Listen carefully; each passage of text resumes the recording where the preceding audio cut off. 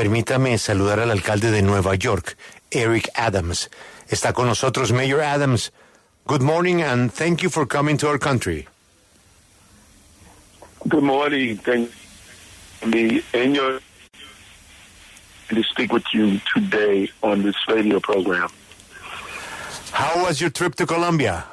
What can you tell us? Well, I'll tell you, it is one of the most beautiful countries, and your friendship and hospitality is really something to admire. And I see that you have showed the level of benevolence as any country would do for those who are asylum seekers and migrants in this region. Major, we have a big problem that you have it also in New York, in the United States, and that problem begins in Tapón del Darién, in our border with Panama. That's the beginning of the migration crisis. What do you suggest to get a better situation on all those people?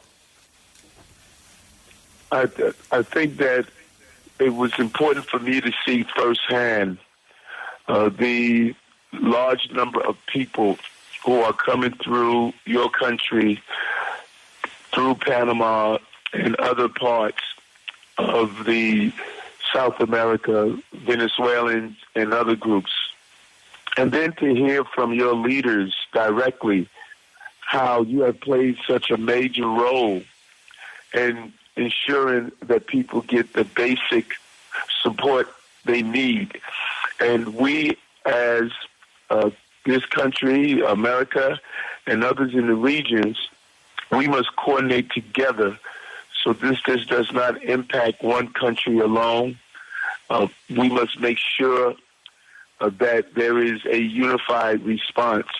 And I think that if America partners with Colombia, Ecuador, and Mexico, we could coordinate to slow down this flow and not have people going through the dangerous trek of the Darien Gap. And that is my hope, and that's the message I'm bringing back to my country. Major Adams, what's your opinion after your trip to Colombia on how President Biden administration is handling the immigration crisis?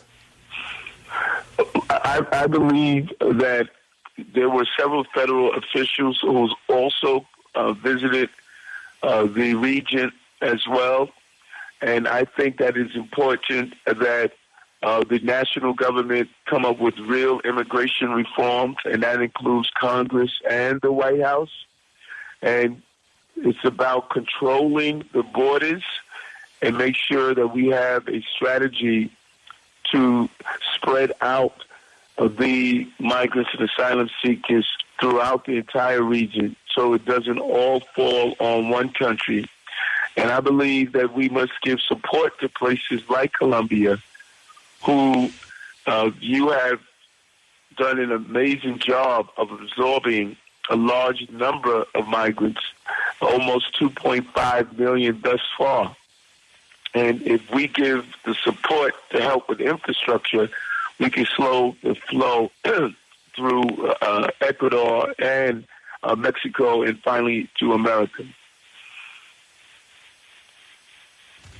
Mr. Adams, I would like to know, U.S. is about to begin deporting Venezuelans in effort to cut down border numbers. In the case of New York City, how many people are we talking about? We have approximately any number of people. We know that the president passed a policy that every Venezuelan that comes into New York City before July 31st, 2023, is eligible for a TPS. But we have thousands who are coming into the country after that number. And when you look at the entire country, there's a larger number in other parts of the country like Chicago, Los Angeles, Houston, Washington. And so the total number throughout the entire country, I don't have. But in New York City, we believe anything that's over the 15,000 number, they could be eligible for the country for the White House to determine they're not eligible for TPS. So I don't have the exact number that's available because it's spread throughout the entire country. Mayor, thank you very much for your time, for your visit to our country, to be in Necoclí with our Ambassador Murillo. I know that you have a very good relation with him, and hope that we will return very soon. Thank you. Thank you very much. And let's continue to work together. The people of Colombia and the people of New York City have a long, deep relationship, and we want to build on that relationship. Thank you very much. Thank you. Muchas gracias. Es Eric Adams, el alcalde que está enfrentando precisamente la crisis migratoria, porque hay una confrontación con los gobernadores del área fronteriza, y allá a Nueva York ya le están llegando migrantes para que él ayude a resolver el problema. Por eso muy interesante, pero además que haya estado en Necoclí, que haya conocido por dónde pasan todos esos miles de personas que llegan día tras día a los Estados Unidos, y que algunos le terminan allá arriba. Grace, resumen ejecutivo. ¿Cómo estuvo su viaje a Colombia? Dice que es uno de los países más hermosos que ha visitado, rescata la amistad, la hospitalidad, que es algo de admirar en nuestro país. Nos dice que también admira todo lo que ha hecho Colombia por los migrantes en la región. Le preguntan por una solución, que qué solución sugiere por este problema que comienza en el Darién.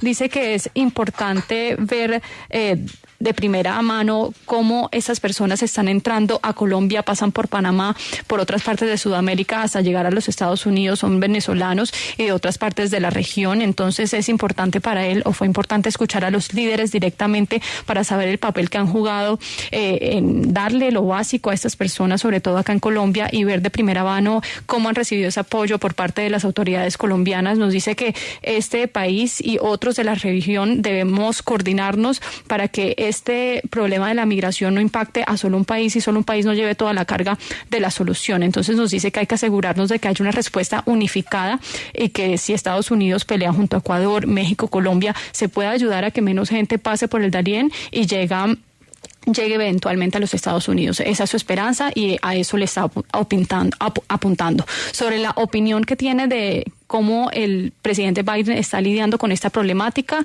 dice que, bueno, hay autoridades federales que también han visitado la región, que es muy importante que el gobierno nacional trabaje con reformas, tanto el Congreso y la Casa Blanca, para controlar las fronteras. Hay que asegurarse de que haya una estrategia sólida para que pues no pasen estas personas por la frontera y no recaiga el peso, repite nuevamente, en un solo país. Por eso hay que apoyar países como Colombia, que han hecho un trabajo muy grande recibiendo migrantes, 2.5 millones, para que tengan la infraestructura y poder pues ayudar a estas personas que están llegando al país y que eventualmente no lleguen a los Estados Unidos, no pasen por Ecuador, por México, etcétera. Le preguntaban por cuántas personas en Nueva York se van a ver beneficiadas o son elegibles por este programa de TPS o de permiso temporal, y dice que pues el número de los Estados Unidos no lo tiene porque pues hay muchos venezolanos que están llegando a Nueva York, por ejemplo, antes del julio del 2023, pues esas personas son elegibles para el TPS. Miles han llegado después de esa fecha, pero nos dice que hay personas que han llegado a Chicago, a Los Ángeles, a Houston. El número en Nueva York estima que son de 15,000 personas elegibles para el TPS.